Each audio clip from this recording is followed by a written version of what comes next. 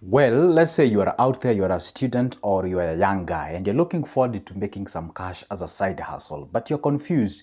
You don't even know where to start. And if you were to start, then what will you do? Those are the two big questions that people ask themselves. And I'm going to give you this example. I was once a student because I'm a graduate from a university. I'm going to tell you exactly what I used to do, and you can actually do it and make some money out of it. So I'm giving you a first-hand information that is relatable, applicable, and actually works. All what you need to do, sit back, relax, take a pen and paper, listen to me and watch me to the end so that you understand exactly, because at the end of the video, I'm going to give you a tip that actually works at all the time. But before we dive into the business, now, do you know one thing? I always post a video each and every day giving tips just like this one and many others. So if you don't want to miss any of my good videos in the future, do this. It doesn't cost you anything. It's free of charge. Down below there on your right, there is a very small button written subscribe. It is in black. Hit that magical button and like this video and turn that notification bell. And by only doing that, a whole YouTube will notify you whenever I upload a new good video. So enough with all the introduction. Now let's talk about business. Now you are out there, you're looking forward on what can you be able to do so that you can make at least 5,000, 10,000, sometimes even more than that. Now, what do? There are two things that you know right now, or perhaps you do not know, that are quite expensive that you do have it. Number one, anything and anybody who is a student and is a youth, they have what we call a luxury of time. Let's take a very typical example. If you're a student, how does your day looks like? Perhaps you usually have 3 or 2 classes in a week. Then the rest of the time you're playing FIFA, you are actually going out, hiking and all those kind of things. Because typically, and maybe piga sherehe and what have you. Piga sherehe mean like you partying and all those kind of things. Now, what exactly the other things do you usually do apart from that?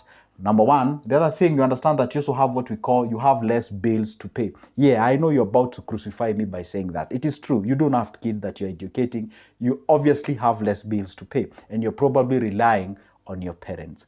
And if there is a cause, or some of the texts that I usually receive from guys who are university, they always tell me, hey, I'm a comrade here, help me. How can I be able to make some cash so that I can sustain myself? They usually think of making money, making money, making money. Let me tell you one secret and burst your bubble. Making money, it is not a thing that you just go somewhere, type and get the money. It starts with you solving someone's problem. And I want you to understand this. Maybe I've started boring you. No, I'm telling you the truth.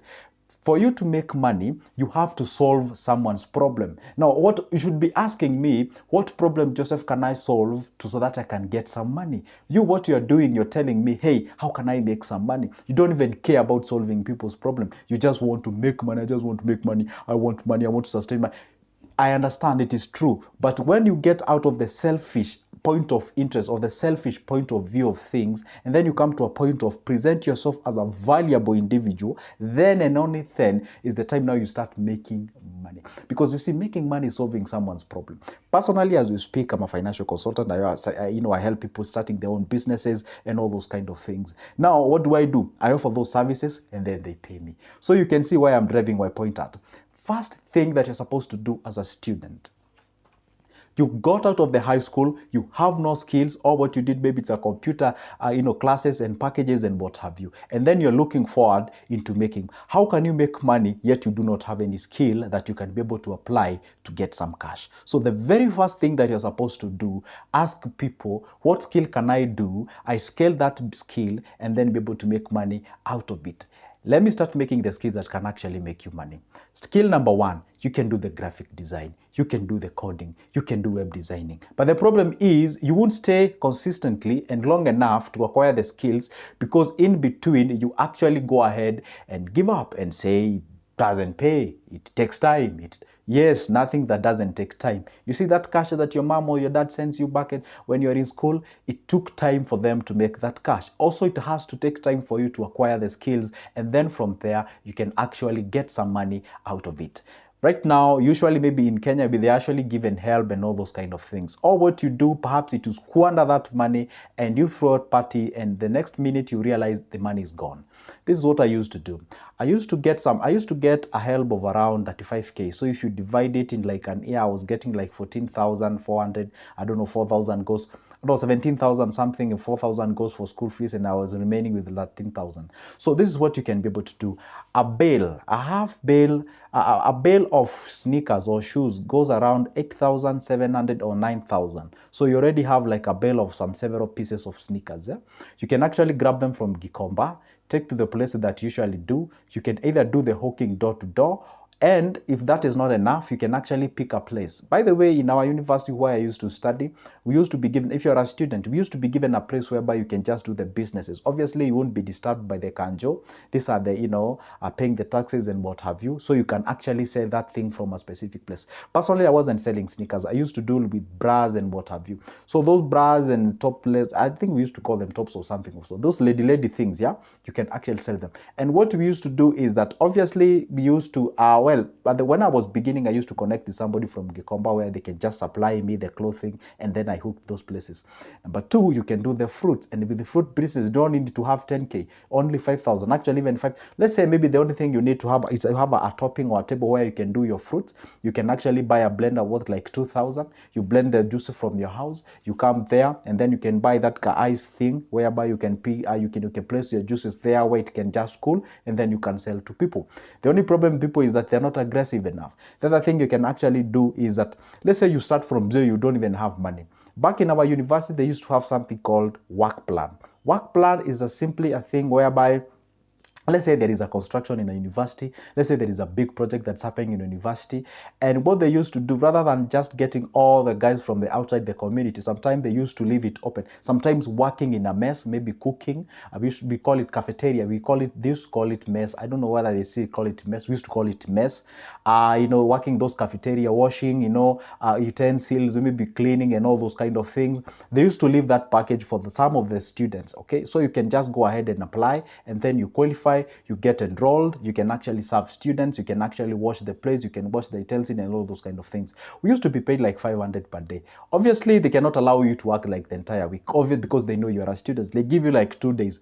That's 100. That's 1,000. So that 1,000, you can actually eat the 500, keep the 500. Next week you do the same. By the time you realize the semester is about to nini, at the middle of the semester, you have like several couple of thousands. Now from there, you can scale that money. You buy some product and you can sell from neighborhood of that university, targeting the student majorly. So what you do to determine what to sell, usually look around and get to see what do you students usually consume most of the time.